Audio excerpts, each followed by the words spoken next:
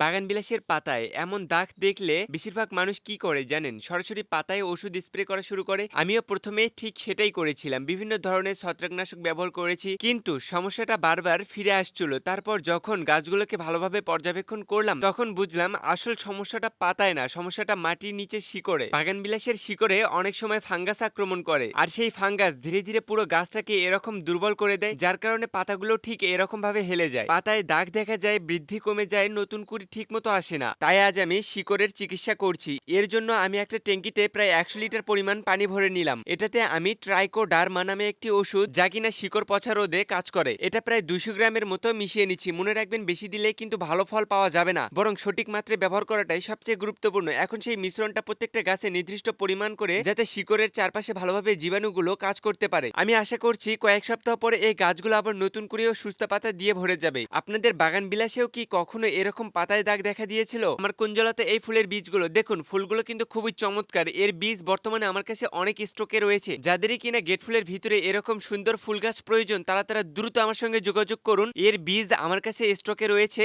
নিতে হলে হোয়াটসঅ্যাপে যোগাযোগ করতে হবে, বায়োতে নাম্বারটি দেওয়া আছে।